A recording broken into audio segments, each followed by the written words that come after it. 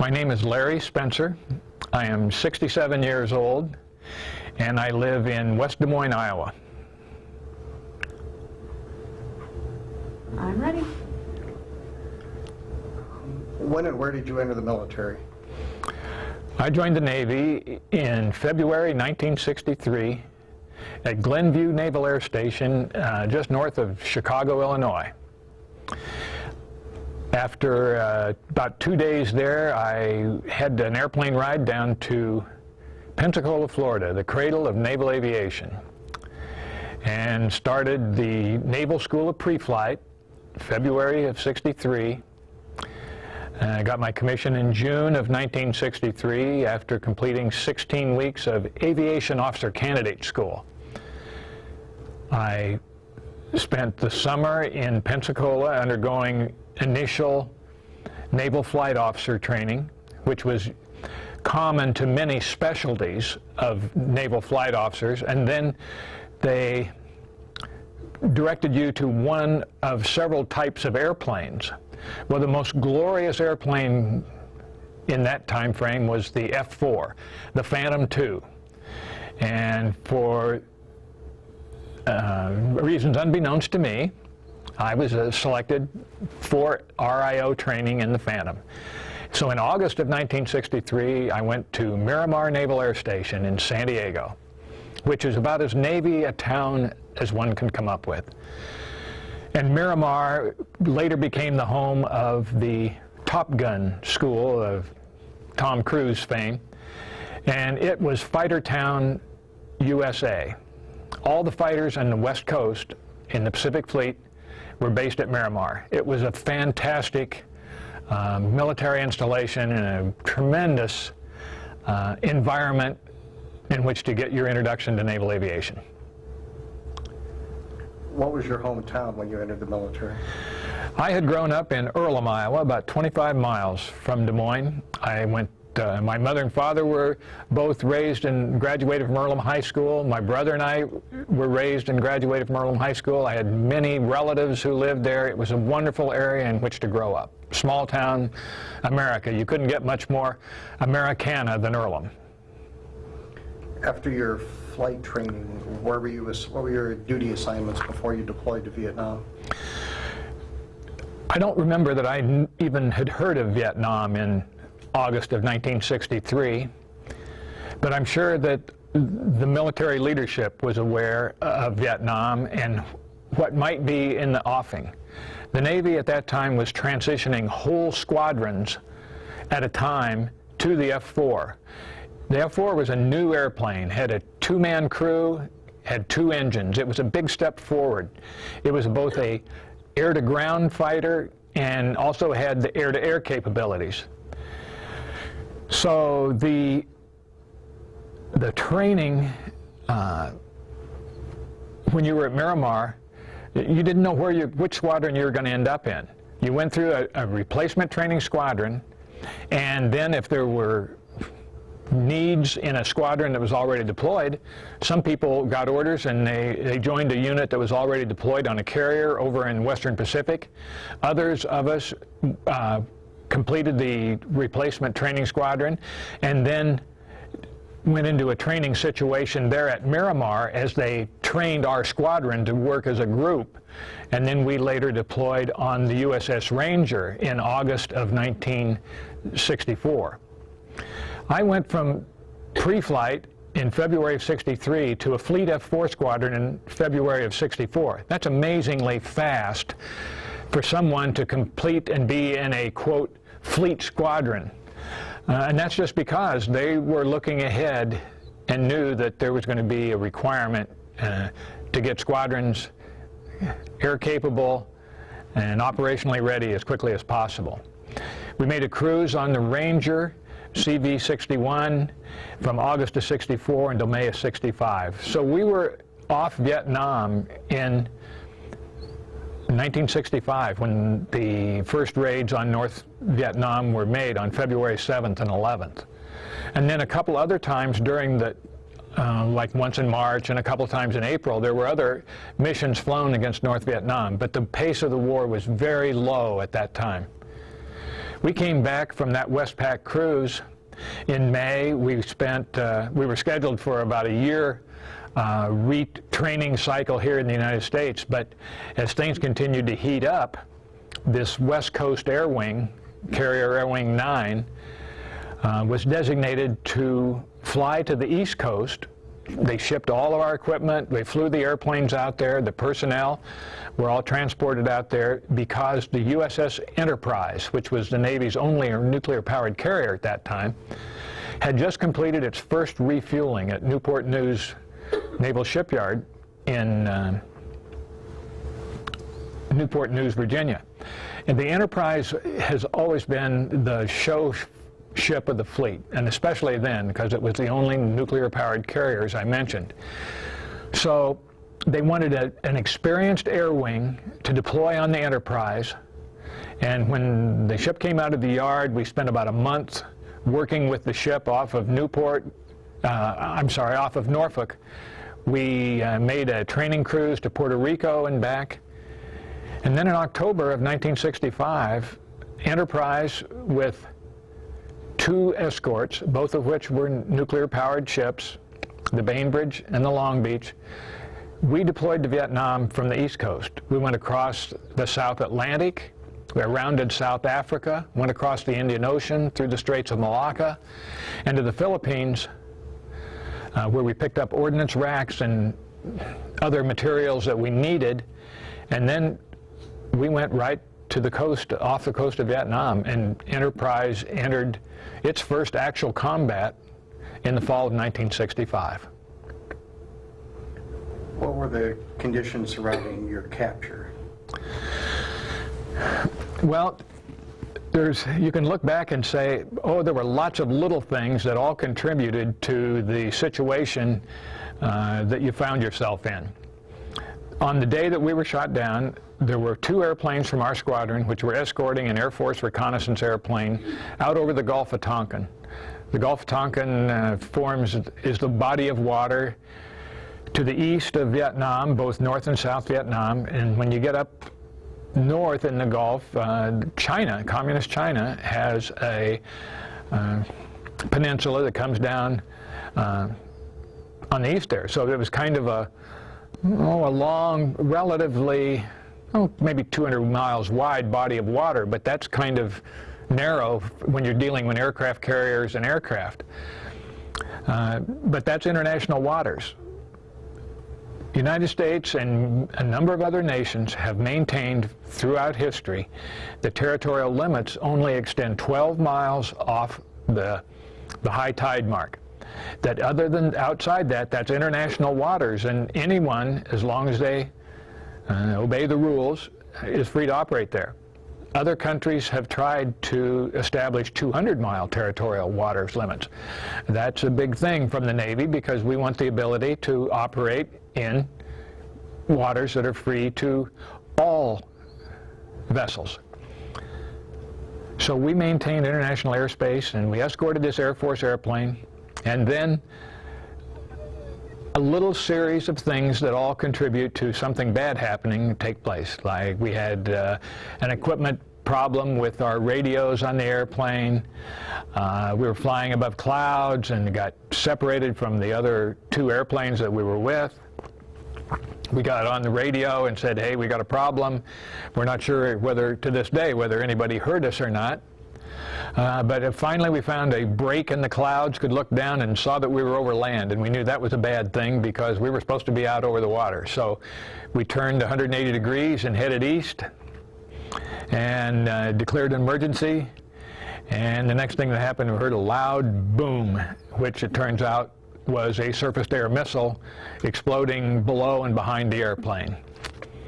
I looked over to the side of the cockpit where I could look at the mirror up by the pilot, and he gave me a thumbs up, which usually means that's a good sign that, obviously we have a problem, but a thumbs up meant that I think we're going to be okay. And the next thing I knew, it got real windy in the back seat. And in this occasion, I think the thumbs up meant I'm out of here. because the pilot ejected before I did. This was early in the war. We didn't have command ejection and things like that that said if the pilot goes, the RIO goes first, because there were no controls in the back seat. It's a lead sled if you're in there by yourself. But he ejected before I did. He would have come down over land, because when I broke through the clouds in my parachute and came down, I was about a quarter of a mile off the coast of North Vietnam. And I could see some people putting a log boat into the water while I was still in my parachute. So I was only in the water about 20 minutes. This boat came out, had 2 or 3 people in it, as I recall. There's certain universal language that is understood no matter what language it's spoken in, and one of them is when somebody with an AK-47 sticks it in your face like this, your hands kind of go to the I give up position. I had a pistol which I had jettisoned at sea, because I knew if somebody had, if it was me with my little pistol against some well-armed people, it was going to be a real short war. So I didn't want any problem with that. So I jettisoned my pistol before they picked me up. They pulled me up in the boat. They wrapped a bandage around my arm, which had a shrapnel wound, and they turned and headed for the beach as quickly as they could, because they fully expected, I'm sure, to have some airplanes looking for us to come looking to try to protect us from being captured. Because there were helicopters and on ships up in the Gulf that were strictly there for search and rescue and to try to rescue people who had had to jump out of damaged airplanes. Didn't see anybody. I don't think they knew where we were, and we didn't even know where we were. So we got to the beach. They hustled me up over the sand dunes and into a little village, a bamboo hut with a couple guards on the doors. As soon as it got dark, heard a Jeep pull up outside. They hustled me into this Jeep, took my shoes off, and I think I was tied up, and we blindfolded, and the Jeep took off. It stopped a couple of times during the course of the night at what I can only describe as a pep rally. It pulled into a little village. There'd be a whole bunch of people up there whooping and hollering with some of the political leaders leading cheers and fight songs, and they would get you out of this Jeep and march you around the village and call you dirty names, I'm sure, and shake their fist at you, and then half an hour later you'd be back in the Jeep and off on another jaunt, not knowing where you were going, but pretty suspicious that it would be to Hanoi, because central government, North Vietnam, is in Hanoi, and they pulled the strings on everything. About daybreak, got to Hanoi. I can remember getting out of this vehicle, and the blindfold got a little bit disheveled, and I could see a big brick or stone wall with an archway, iron gates on that, and the gates swung open, and they marched me into this, what turned out to be the old French prison built in Hanoi in the 1800s, which became known as the Hanio Hilton. What was the date of? I got shot down on February 18th, 1966. So I was just short of having been in the Navy 3 years at the time I got shot down. Had you given any thought about becoming a prisoner of war before your capture? Well, I knew that there were guys that had been captured in North Vietnam, but one of the beauties of being young and in that line of work, to use a phrase that's a little bit strange, is you certainly think that if something bad is going to happen, it'll certainly happen to somebody else. So you knew it was a possibility, but never really thought that could happen to you. And that's probably good, but that's a trait of the young, I think, that applies to life in general. Young people always think if something bad happens, it'll happen to somebody else. What were your first thoughts or fears after being taken care of? Well, I can remember thinking, oh my, I'm going to be a POW. And I really didn't know what that meant, other than, you know, we'd seen movies about Stalag 17 and World War II. I I don't think Hogan's Heroes was on before or after the Vietnam War. I can't remember that. But I think historically, if you imagine how something is going to happen, it always turns out a little bit differently. There was one big unique aspect to being a prisoner of war in the Vietnam conflict. And that was that the number of POWs compared to the total number of men who served in South Vietnam and in the Southeast Asia theater, totally, the number of prisoners was so very small. Throughout the course of the war, there were only 661 military prisoners in all of Southeast Asia. And that included North Vietnam, South Vietnam, Cambodia, Laos, and even 2 prisoners in China. That's an amazingly small number, given the fact that there were 3.4 million service personnel who served in Southeast Asia. There were 2,600,000 who served on the ground in South Vietnam. Most of that 661 prisoners were people who were captured in North Vietnam. So it was a real small number of prisoners. And that's good in itself. But what that does to the people who are there is it means you get a lot of individual attention. And in that situation, being individual attention is not a good thing. We had 2 prisoners in North Vietnam who had been prisoners in previous conflict, one in World War II and one in Korea. The fellow who had been a prisoner in World War II said that he was in a camp in Germany that had 10,000 people in it. And he only saw the Germans about 3 times during that period of time that he was there, almost a year. And right next to the camp that he was in, which was Stalag 16, was Stalag 17, which they made the movie about, and there were another 10,000 Allied prisoners there. So that was a totally different environment than our environment. Our environment was unique because of the very small number of people and the consequent attention that you got.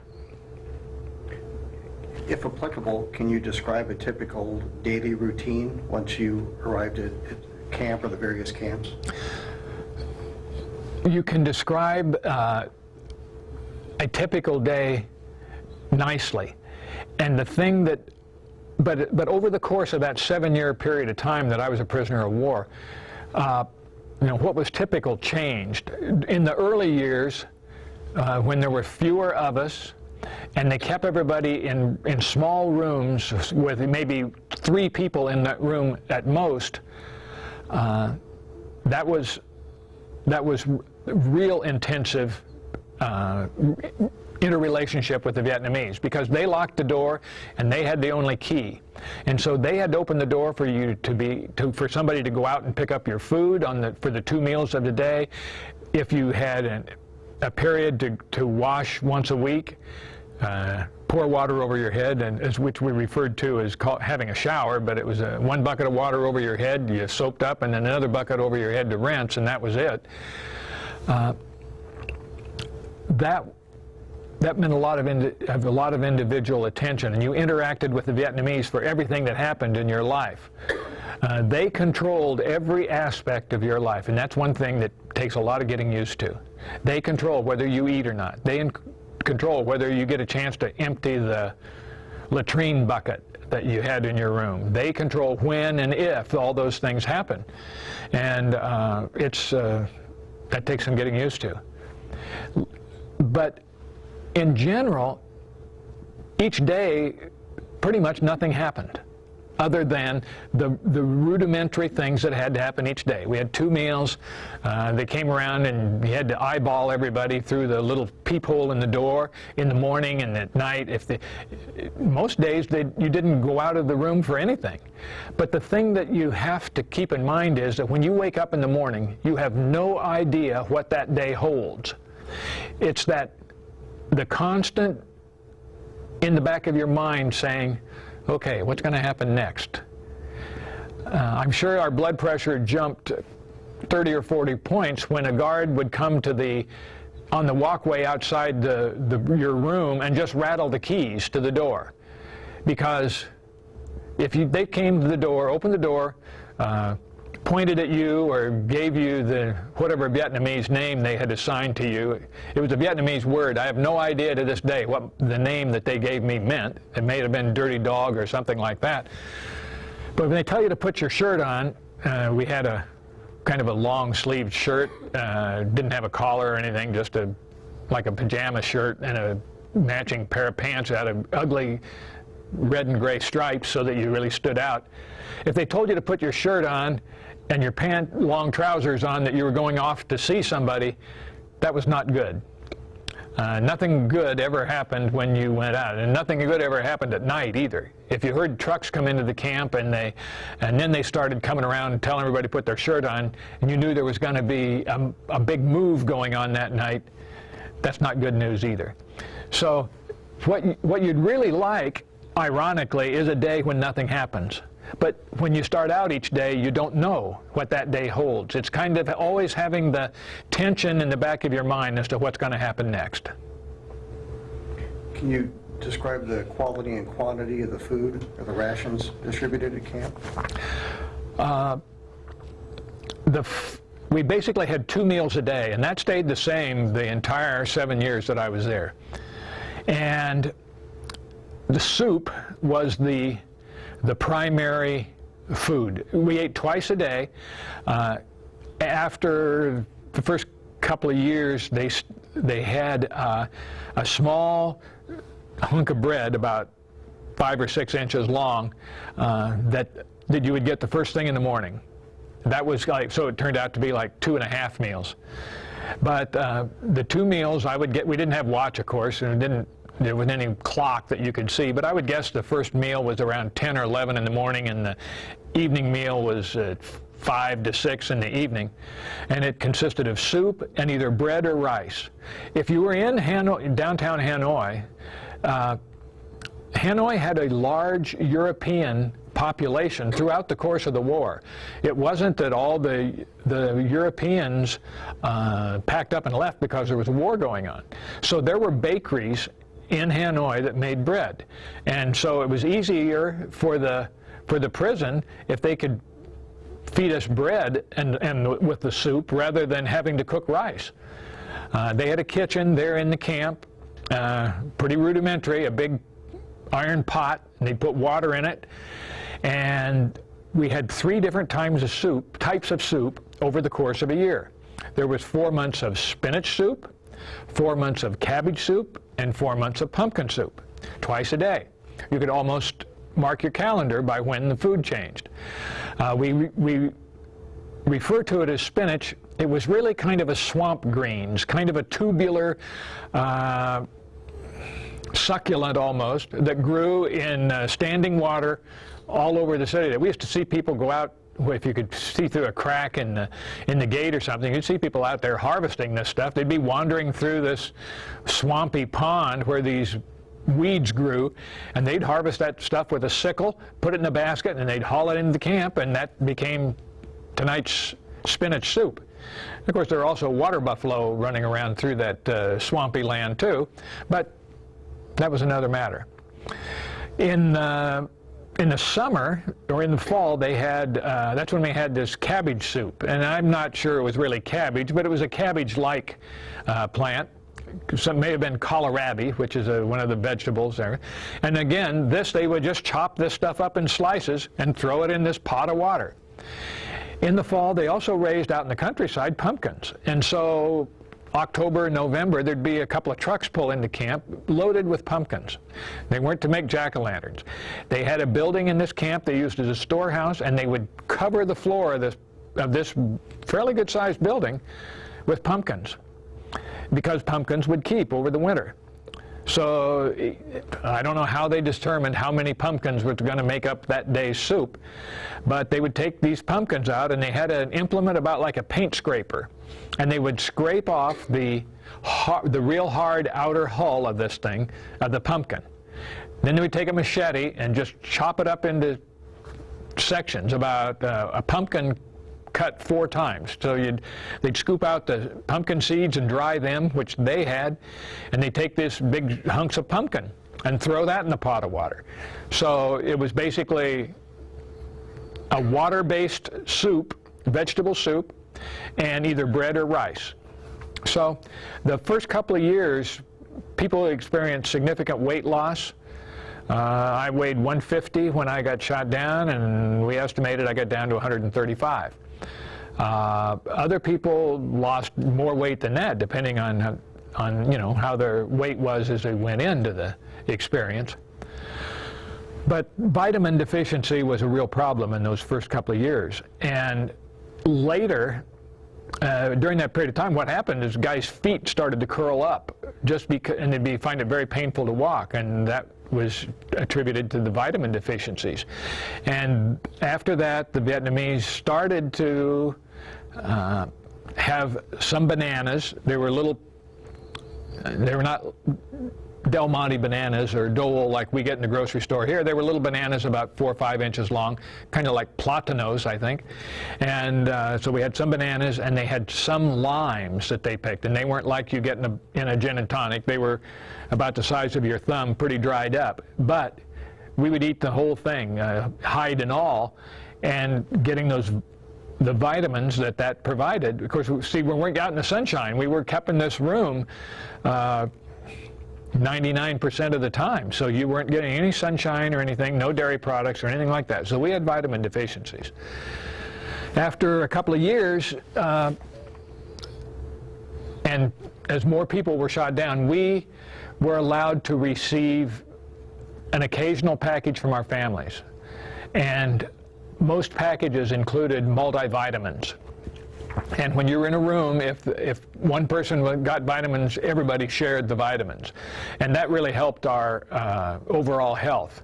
But we had experiences where somebody would get pink eye, and it would spread through the whole number of people in the room. In the later years of the war, the Vietnamese learned that if they put more people together, it cut down on the amount of work that they had to experience, that we could do some things among ourselves, like parcel out the food and maintain cleanliness and stuff like that. So it was to their advantage if they felt comfortable enough that they would let people in rooms together. After the Sante rescue attempt, which I think was 1968, maybe 69, when a special forces operation came into the suburbs of Hanoi to try to rescue American prisoners. They went to a camp that previously had prisoners, but did not on the day that they arrived. But that caused the Vietnamese some real concern. I think they were amazed that the United States would even attempt that in the suburbs of Hanoi, that they brought all the prisoners back to this old French prison and took the Vietnamese prisoners that had been in the prison and took them out to the outlying camps. And when they put us in that camp, they had roughly 50 to 55 guys in a big room about the size of the room that we are sitting in today, which is maybe 30 by 40 feet. So you had 50 guys in that room. But that's a great deal. And during that period of time, then we would exercise a lot each day. People walked for hours.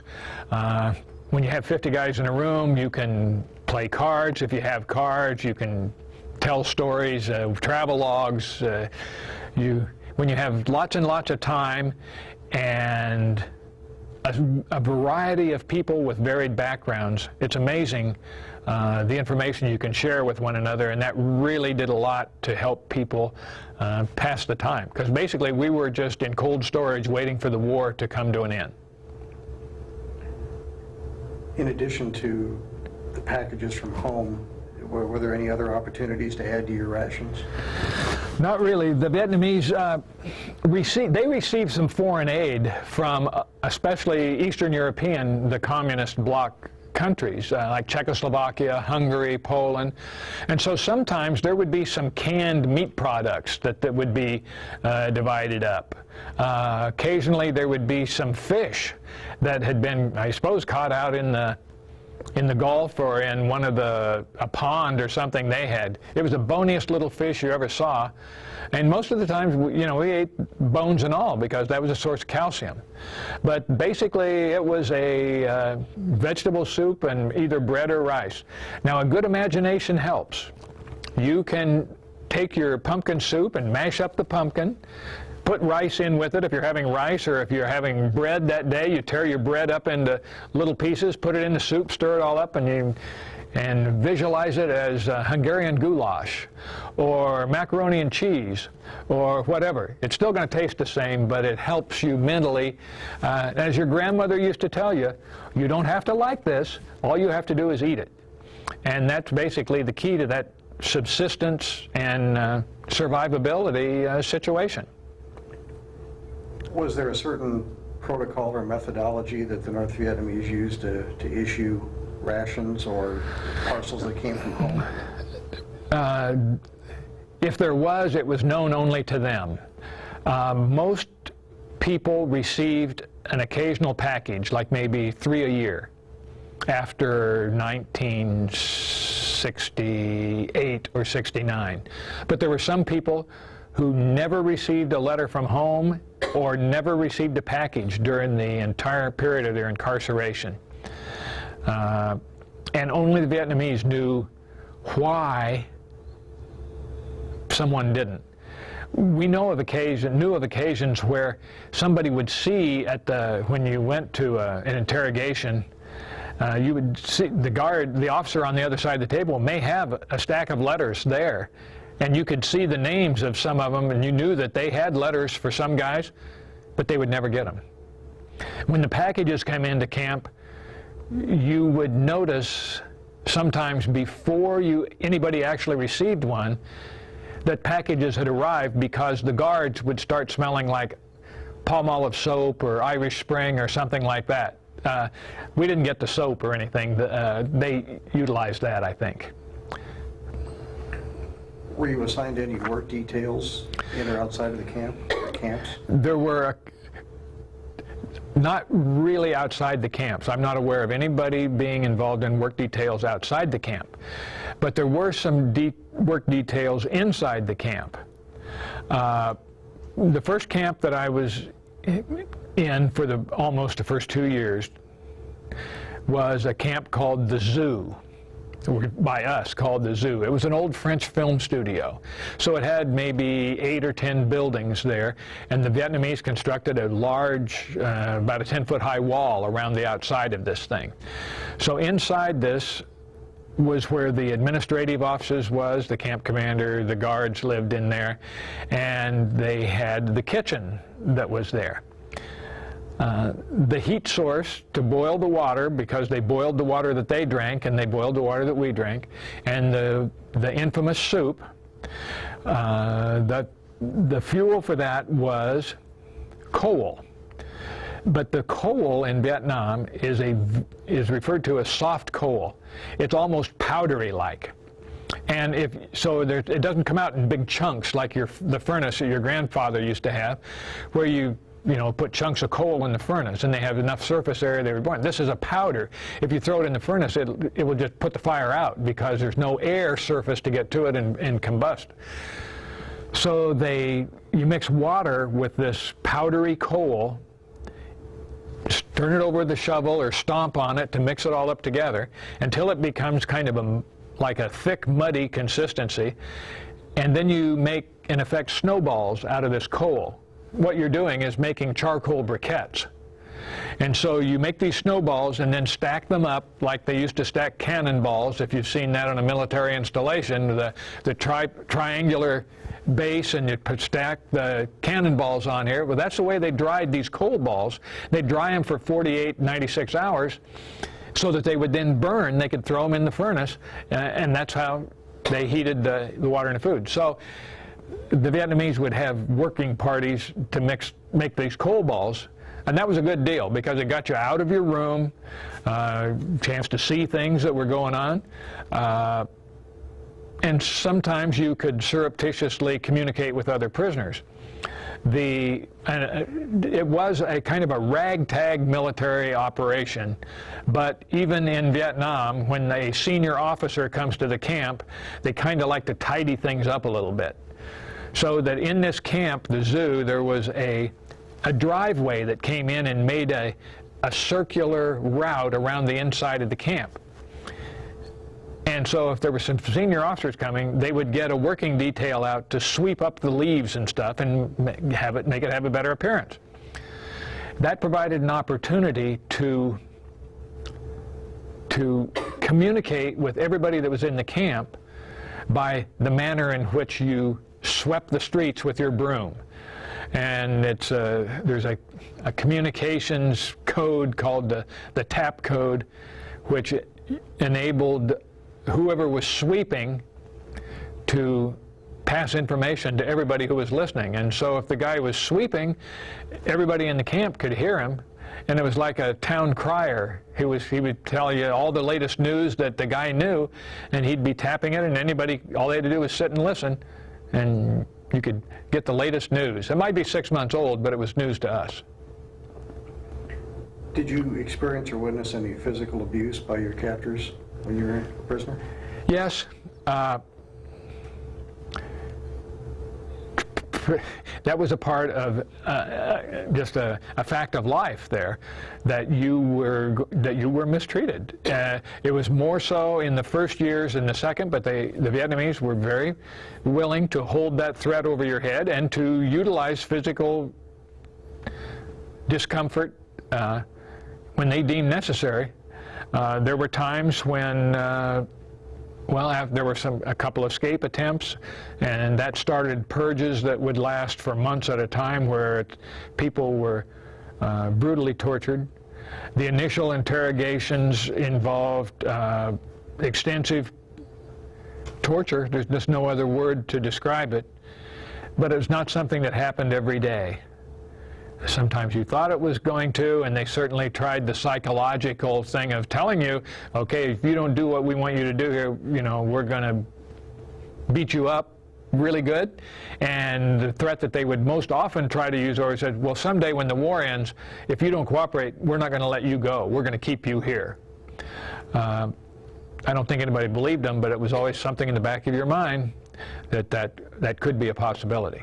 But yes, physical torture was a part of the experience, but it didn't happen every day. If you feel comfortable sharing this with us, what were some of the... Yes. The thing that has been the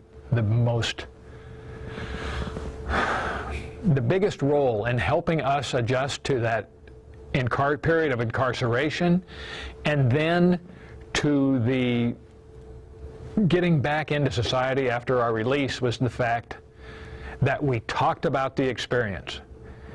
While we're there, it's not easy to come back or to relate the story of what happened to you when you were first shot down, and the things that you did which you didn't want to do, but you did them because of being forced to do so. It doesn't come easy to discuss that with your buddies. The thing that makes it palatable is the fact that it's happened to everybody else, and that's the only thing that we had to work on to help us, was having some idea of what might be coming tomorrow. Somebody that gets taken out to interrogation today, when he makes it back to the room and says, okay, they're trying to get us to write out your biography again, or they want to know what's going on in this and everything. The only advantage that the poor guy that may have to go tomorrow is if he has some idea what your captors are looking for today. And so sharing that stuff became essential to helping the next guy. The goal very quickly in that situation begins to survive, to fight another day. And for many days, our fight was, that next day was going to be right there in that same POW camp. But eventually you knew you were going to get out of there, and so you wanted to be able to hold your head high and say you didn't perform perfectly because there were no John Waynes in a POW camp, but that if you did the best you could, you had faith that that was all you could do. And the three men who were most instrumental in setting forth policies and providing the leadership that we needed kept reiterating over and over that the essential thing was to survive this situation, to come home with honor, and to help one another. And your first loyalty is to your fellow POWs, that you're in this things together, you're all each other has, and you've got to do the best thing you can to help everybody else. And that became almost just a driving goal. After we were released, the adjustment process to life in the 70s was pretty remarkable in itself. That was quite an experience as well. Fortunately for us, the one thing that everybody could agree on about the Vietnam War is that they were glad to have us home. So we were greeted wonderfully when we came home. It was a remarkable experience. We would speculate for years as to how it was finally going to happen that we would get home and to come home from that experience. And in reality, it was even more spectacular than we imagined it would be. But those goals of keeping on, as the saying goes, to keep on keeping on, that's what you do. And you ask yourself, gee, how can I do this another day, another day? Well, you don't have any other choice. It's the same. It's not unique to the POW experience. People every day experience bad things in their lives. And you ask yourself, how would I cope with the terrible illness of my child or the death of my spouse or whatever? And you hate to even think about it. But it happens to people every day. And what do? They deal with it because that's the only choice you have. And so you become pretty fatalistic. You know, you can sit there on your bed and say, gee, if I had just zigged instead of zagged, I wouldn't be here. Or if I had just looked over here and had seen that this Sam was coming, or if my wingman hadn't hit me, or if we hadn't run out of fuel or whatever, I wouldn't be here. That may be absolutely right. But guess what? It doesn't make any difference. You're there. You have to deal with the reality in which you find yourself. It was a heck of a learning experience. I laughingly say that, and people ask me, well, gee, don't you feel like you lost so much by being gone that 7 years? I can, no kidding, honestly say that I learned things in that 7 years that have enriched my life immeasurably. Now it's coming up on 35 years since I was released in 1973. And it's been a remarkably wonderful 35 years. I learned things there that have enriched these years immensely. I don't claim to be any smarter than I would have been otherwise, but I do claim that I learned these things at an earlier stage, at an earlier time in my life that enabled me to enrich my life immeasurably. Maybe that's part of that dealing with the facts too. But I really think it's more to it than that. I think I had an opportunity to learn about myself, about dealing with other people, about what's important in life. You know, the number of things that are really so important that they're worth going to war over in your personal life. I don't mean, nations going to war, but I mean if there's something that happens in your life that is really gets, you really feel strongly about, and you're going to do this or not do this no matter what. The real list of that stuff, when you come right down to it, is pretty short. Whether you come in the front door or the back door really doesn't make any difference. So having the opportunity to learn those things and to learn from people who had been married for a number of years, for those guys like myself, I was 25 when I was shot down, I wasn't married or anything. Hearing these guys that were 10 years older than I that had been married for 10 years and had 2 or 3 kids and everything, hearing them talk about their life and their relationships, that was a heck of an experience and a heck of an education. Doesn't mean they're going to be perfect, but it gives you an advantage over starting from scratch. So it was a very enriching period. Did you ever have an opportunity to trade or barter with the guards?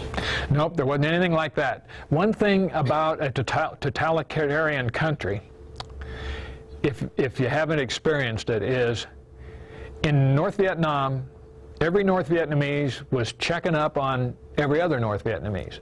Everybody in that, as far as I know, everybody in the country had a notebook. It's like your children use when they're first learning to print, with making the big letters and the small letters, where they have every other line in this workbook is a heavy line, and then a light line, then a heavy line, and a light line. Every Vietnamese had a book like that, and they would keep notes of what they did every day. I don't know whether the village chieftain was checking their notebooks at the end of the month to see if they'd done everything they were supposed to or whatever, but it was a totalitarian world. The camp radio started to play at about 6 o'clock in the morning, and it blared for about 18 hours a day. They didn't have individual radios or watches or stuff like that. Their input was what came over the village loudspeaker system. Think of the most rudimentary car radio you ever heard back in your grandfather's 37 Chevy or something like that. A real scratchy radio loudspeaker. Well, mounted up in the corner of the room, each room in the camp was one of these loudspeakers, and the camp radio that is in the CO's office, they turn on to the Vietnamese national radio first thing in the morning, and it blared all day. But out in the villages, they'd have a bamboo pole stuck in the ground, and about every 75 feet or so, there'd be one of these speakers in the village too, because everybody else didn't have a radio, but they all got the camp, the party line piped in 18 hours a day. It's a totally different world back then that the people of that country lived in. Sometimes when they rang the gong and we were supposed to be under our mosquito nets and laying on our bedboards, you could say to yourself, well, someday I'm going to get out of here and I'm going to go back to my country and my life is going to get better. But for you, you're in your hometown, you're in your country, and this is as good as it's going to get. And you kind of, you clutch at every little comforting thing that you can as you go through. There's got to be a pony in here somewhere. You mentioned that the delivery of mail to the prisoners was intermittent. Did you ever have an opportunity to write home? I received my first letter at Christmas of 1967, so that was about 22 months after I was shot down. And a couple of days after Christmas, I was allowed to write my first letter home to my family. And I received more letters than the average guy in Vietnam there, in the prison. And I think the reason is that my mother wrote what we would laughingly refer to as weather report letters. The Vietnamese prepared a 6-line form that we wrote back, and our families had to use a similar form to send letters to us. And often the letters were carried back and forth by peace delegations that came to Vietnam. But my mother would write a letter and say that if it was springtime, that they'd made it through the winter and that the farmers were working in the fields and they got the crops planted. And she always and then they had a family reunion or anything, she always had pictures taken, and she would include a couple of pictures that would have my grandmother and grandfather sitting on a chair or something with cousins clustered around them and the aunts and uncles standing behind them there. That you joke about those pictures now, but at the time, what that picture did in one little snapshot taken with a Brownie Hawkeye or so assured you that as of the date of that picture, everybody was still doing okay. You could see that your grandparents were still there and the kids were growing and all that sort of stuff. But the good thing was that the Vietnamese look at that picture, they saw the same thing I did. They could understand that that was a family, they understood that. And that my mother wrote about putting planting crops in the spring and harvesting them in the fall and stuff. The Vietnamese understood that too. So I got more letters than the average guy, just because my mom wrote basic, good Iowa stuff. What were common activities when you had free time? And you had a lot of free time, but it wasn't free to be outside. When we were in a small room that was about 10 feet square, you could walk back and forth between the bedboards. In the rooms which were bigger, where we had 50 guys in there were sleeping areas along each of the long walls, but it was open in the middle. And so guys would walk in a racetrack pattern around there, usually two guys side by side, so you could talk to one another. We did a lot of calisthenics in the morning. Not everybody, of course. Not everybody doesn't like to do calisthenics, even in that situation. But eating the food that was provided, whether you liked it or not. Exercising, which we could do by doing push-ups and sit-ups and rudimentary calisthenics. If you did those two things, you could probably sleep a little better. And so getting into that routine of exercise, eat what's available, and sleep as successfully as you could, that provides a pretty good regime, and you do that over and over and over every day, and it does make a difference. So in both large and small rooms, we exercised as much as possible. Often it involved, in the small rooms, it involved communicating by tapping on the wall to the guys in the room next door to you, where you tapped as soft as possible. The Vietnamese were very big on you not making any noise. They didn't want to be able to hear one sound coming out of that room.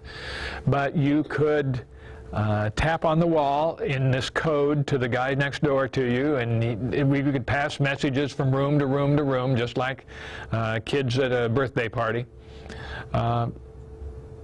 When we had cards, guys would play bridge all day or play cards. You can use a deck of cards to do a lot of things other than play cards. You can use it to design houses, just amazing ingenuity that people have when you have lots of time, and our time was pretty cheap. But in the large room, we would have travel logs, everybody that lived in, if you lived in Iowa, like I did, when it was your turn to do the travel log, you'd tell them everything you could remember about the state of Iowa, major interstates, the educational institutions, things that were unique about Iowa, and everybody from every other state's doing the same thing. And guys that had been stationed overseas would talk about what it was like to live in Germany, or France, or England, the Philippines, whatever. So it was like a small little city, our environment, which didn't have very many outside inputs, but we had a lot of information among the people who were there, and you shared it as much as possible. You talked about every summer job you ever had. Guys that worked for highway construction would talk about building roads. I taught math courses. We had guys that at the end of that captivity when they came home were able to validate college credits for foreign languages, because we had guys that knew Spanish, French, and German. And some guys were able to validate as much as 12 hours of college credit. So heck, that's a great example of somebody using time that would be wasted time otherwise, but for a positive thing. Did you receive any news from outside of the camp on the progress of the war? That brings a smile to my face even now, because every time some new guy would come into camp and you finally established communication with them, after you found out what his name was, if there's anybody else in his crew, was he hurt, you'd ask him, how's the war going and when we're going to get out of here? And almost invariably they would say, oh, we're really kicking the dickens out of them, and Secretary of Defense McNamara says we'll be home in 6 months. Well, we waited for years for that 6 months for the war to end. And when you talk to this new guy and he said, we'll be home in 6 months, often they would say, or certainly by Christmas. So I guess you could say we spent 7 years waiting for Christmas to come, and finally it did. I do make the point that there are kind of two kinds of manners in which you can deal with that experience. A pessimist said, we aren't ever going to get out of here. And he was right every day but one.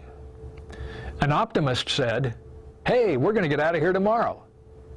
And he was wrong every day but one. But if you get to choose which one of those two guys you live with, I suggest you take the guy that says we're going home tomorrow. Because your day is going to be a lot more pleasant living with him than with that guy that says we aren't ever getting out of here. Your mental approach to this plays a big role in how you are able to endure the uncertainty and the unknowns of dealing with that experience. Did you participate in any escape attempts? Nope. The problem was not actually getting out of the prison. Now, the big old French prison, that would have been pretty tough because the French really built a secure prison. But the first camp, the one I referred to as the zoo, it had roof tiles on board that if you could get up into the overhead and could have gotten out of the camp. But the problem was, what were you going to do then?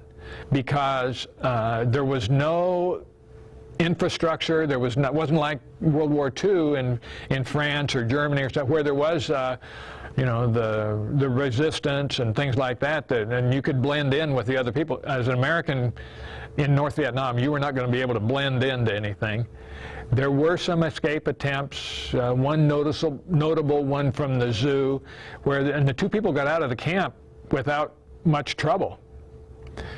And their plan was to get to the river that ran through Hanoi and hide along the banks of the river in the daytime and swim downstream during the nighttime. I'm not sure what time they got out of the place, 2 or 3 o'clock in the morning, but at dawn they were captured. By 6 o'clock they were back in the prison camp from which they had escaped, and one of them was killed in the interrogations that followed that. The other one was terribly mistreated, and that started a purge that lasted for months that nearly got a number of other people killed as they tried to establish who told them that they should try to do this, and to break down the communication links that existed between buildings and stuff. That was a terrible experience, and our leaders then said, look, it's not enough that you have the ability to get out of the camp. There has to be some expectation of a successful escape. Just say escape to put a check in the box that said you escaped doesn't hack it, because if it results in people getting killed, that's counterproductive. So that kind of put an end to that. Now, you were pretty much there for the duration. Did you receive any medical treatment while you were in prison? I did. My little shrapnel wound was wrapped up while I was still being pulled into the log boat. It took about 2 weeks after I got to Hanoi before they ever did anything to it, and by that time it had become well infected. It took 6 months to heal. The infection eventually ate its way through the bottom of my arm. They took me to a military hospital, administered anesthesia, and cleaned up the wound, and they didn't suture it or anything, and I thought, oh my God, they just left this thing open? But it turns out 7 years later, when I talked to the doctors at Balboa Naval Hospital in San Diego, that the Vietnamese doctor did exactly what he should. With a dirty, infected wound, if you sew it up, it just traps all the bad stuff inside, so leaving it open and letting it heal was the right thing. I was very fortunate that I don't have any lasting medical problems from that incarceration. You mentioned the purges as a result of the escapes. Was your overall treatment as a prisoner, did that get better or worse during the period of your captivity? Over the length of the captivity, our treatment did improve, and to a great extent that can be attributed to the expressions on our behalf that came from the United States. the POW bracelet program, the expressions of support for the prisoners and the concern for our welfare, even though the Vietnamese refused to acknowledge it, they were aware of it. And when your towel has been the size of a washcloth, and then they come around and issue everybody a new towel and it's the size of a hand towel, that's a significant, measurable change in your standard of living. Cigarettes were a big thing in Hanoi, and the Vietnamese said that was because Ho Chi Minh, who was their nationalist leader and the president of North Vietnam before he died, he had spent a lot of time in prison himself. He had actually been in the same old French prison that we were in Hanoi, when the French were running the show there. But they said that Ho Chi Minh felt that a cigarette was very important to someone in prison. So in the initial years, the ration was 3 cigarettes a day, 1 in the morning, 1 after the first meal, and 1 after the second meal. Well, when the cigarette ration went from 3 to 6, that's a 100% increase in your standard of living as measured by cigarettes. I must say, though, that of all the people who smoked those Vietnamese and Eastern European, Albanian, and God knows where all cigarettes that the Vietnamese ended up with, if you ever needed proof that smoking unfiltered cigarettes will kill you, that's it. Because of all the guys that were heavy smokers in Vietnam, they're now all dead from lung cancer. Terrible thing. How long did you remain a prisoner of war? Well, I was a prisoner from 18 February 1966 to February 12th of 1973. February 12th was the first day of prisoner release in accordance with the agreements that were signed in Paris at the end of January 1973.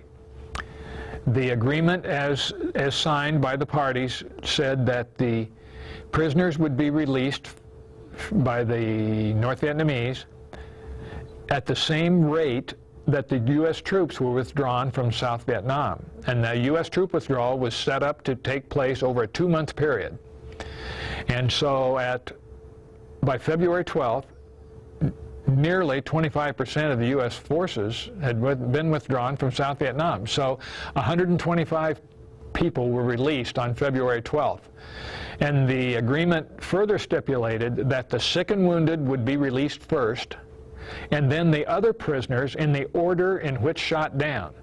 So that's the first time that getting there early was a benefit. You may have gotten there a year earlier than some guy back at the beginning, but you may have gotten out 2 weeks earlier than he did in 1973. Well, you couldn't do anything about those early years, but it was a neat deal to get released on February 12th. And then in my personal case, I was on the first airplane home from Clark Air Force Base on Valentine's Day of 1973. There were 20 guys on the first airplane home, and I had the good fortune to be one of them. I came back to Balboa Naval Hospital in San Diego. I spent a month there in the hospital undergoing medical treatment as well as debriefing. And then my mother and my brother were in San Diego the entire time that I was there at the hospital. We all came back together in March of 1973, and Governor Ray and his wife met us at the airport in Des Moines, along with about 3,000 other people, and we went back out to Earlham and had a welcome home ceremony at the high school gymnasium, and it was literally the completion of a round-the-world cruise. I had been home in September of 1966, and I returned home in March of 1973. Released on Abraham Lincoln's birthday, the 12th, and home on Valentine's Day. So I've celebrated those 2 days and every year since then in both blizzards, wherever I was around the country. It's really a cause for celebration. You indicated that on occasion you had been moved from camp to camp. When you were released, how did you know it was or it wasn't just another move to another camp? The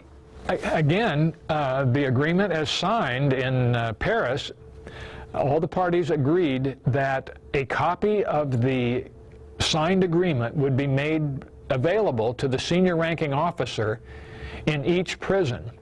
And so the Vietnamese did that in North Vietnam. They read the agreement over the camp loudspeaker, and they provided the senior ranking officer, who I think was Colonel Robinson Reisner, a copy of that agreement.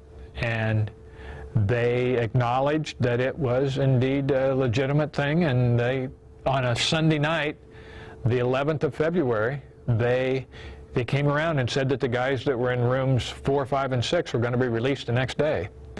And so they issued us the clothing that we wore when we were released. We had gone for however long you were there without having shoes or anything, but they issued you a pair of shoes and socks and trousers and a shirt not too unlike, a chambray work shirt. And they issued you those clothes. They were donated to charity at Clark at the hospital. We didn't hang on to those very long. But we had not been dressed as we were in the release photos for the entire time we were there. We were pretty ragtag during the period of time we were there in those early years. How long did you stay in the military after you were released? I spent 22 years in the Navy. About 5 minutes of tape left. Okay, I'm sorry. I'm going to start over on that question. Sure. I stayed in the Navy for 12 years after I came home. My first assignment after completing the medical care and debriefing was at the Naval Postgraduate School in Monterey, California. I spent 2.5 years there, which was a good way to get your personal life back in step after having been gone for 7 years. I then went back to an F-4 squadron at Miramar for about a year. But counting the 7 years I had been a prisoner and then the debriefing and the time in school, I'd been out of the operational Navy for 10 years. And you just can't make up those 10 years when it comes to the skills involved with and experiences involved with an operational unit. So I spent most of the last 10 years of my active duty in Washington, D.C. I was on the staff of the Chief of Naval Operations and then in the office of the Secretary of Defense. It was very satisfying when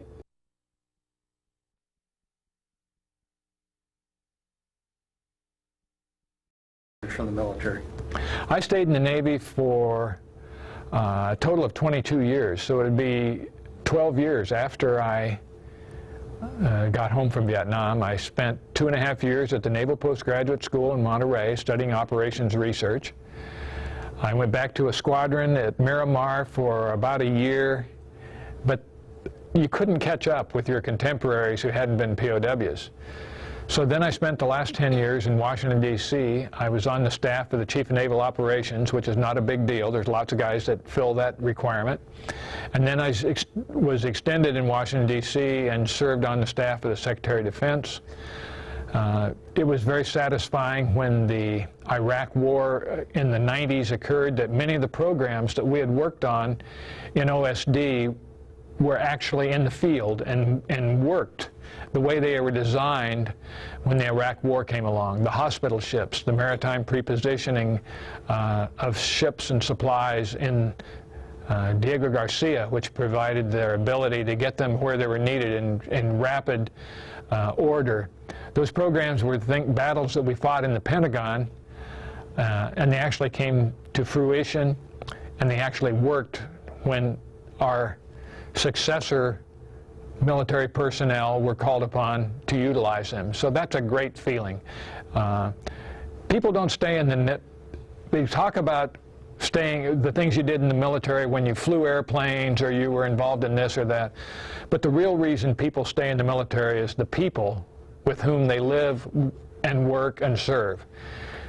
we hear that from the people that come back from Iraq and Afghanistan today, that how much they loved being with their buddies and the other people in their unit. And I think that permeated military service for generations and generations and centuries and centuries. And it's really true. It's the people that make you stay in the military. Do you still suffer from any medical conditions or wounds that occurred while you were a prisoner? As a group, we who were prisoners have an incidence of arthritis and nerve damage that was caused by both the malnutrition and also by the fact that we got our arms and shoulders and hips and stuff twisted in funny directions they weren't designed to go. I'm fortunate personally that while I have a lot of little things that are wrong, I don't have any major health problems, so I'm very lucky in that. I caution everybody to realize that I was only 25 years old, and if you're going to be a POW, the younger is better than older. I shake my head when I think about the guys who were 40 years old who were undergoing the same things that I did, because when you're 40, you're not as resilient as you are when you're 25. I have a lot of little things, but I'm real lucky. The twistings you mentioned were a result of interrogation techniques? When you didn't do what they wanted you to, they had ways of trussing you up with ropes and stuff that would cut off the circulation in your arms seemingly very quickly. The old Boy Scout dictum that you have to loosen a tourniquet every 5 minutes in order to let the blood circulate and everything, I don't believe that anymore, because we had guys that were lost the use of their arms. They were just tied up for hours, and then when they took the ropes and stuff off, their arms would just hang. But almost invariably, they regained the use of those arms and hands. Now, that doesn't mean we don't have numbness in our hands and fingers and pinched nerves in your elbows and shoulders. And we also have vertebrae damage from ejections at high speeds and airplanes that are turning circles and stuff like that. But all in all, I've been very fortunate. Is there anything else you'd like to share about your POW experiences? Well, it was a heck of a learning experience. It gave you an appreciation for things that will last forever. And it made you appreciate those times of the year that have special meaning for families. We spend a lot of time talking about our families and thinking about them and what they might be doing at any given time. And I always smile when I think when Christmas comes along and I think about fruitcake. I don't remember exactly what year it was, 1971 or 1972, I think.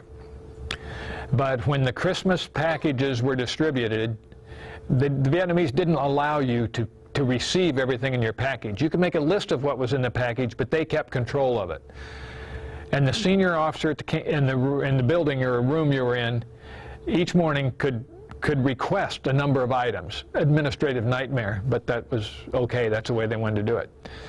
So after the packages were received and we checked everybody's lists, it appeared that we had 13 pounds of fruitcake for 55 people. So we had an all-hands meeting to determine how are we going to handle the fruitcake. This is a big deal. And I don't know what happened, but caution was thrown to the winds.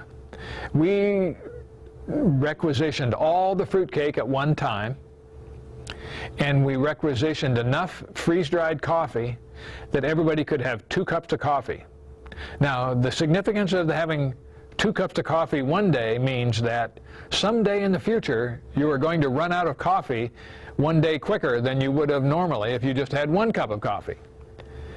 But I can remember very fully sitting at the end of my bed with my 1/4 of a pound of fruitcake, which is not a big hunk of fruitcake when you think about fruitcake, but having a 1/4 of a pound of fruitcake, drinking your cup of coffee, and turning to the guy beside you and saying, "Darn, that was a real good cup of coffee. I think I'll have another cup." Because as I can remember, that's the only time I ever had 2 cups of coffee at the same time when we were in Hanoi. Having 2 cups of coffee at a time is a seemingly small thing that has an awful lot of significance to the guy that's only had 1 cup of coffee at a time for years. So anybody who doesn't like fruitcake, fine. Just send it to me. Larry Spencer, West Des Moines, Iowa. I'll take care of the fruitcake. I heard you mention in another address that there was a parade of prisoners through Hanoi. Were you a participant in that event? I was. On July 6th of 1966, the United States conducted air raids in Haiphong and Hanoi for the first time. That was a significant step as far as the Vietnamese concerned.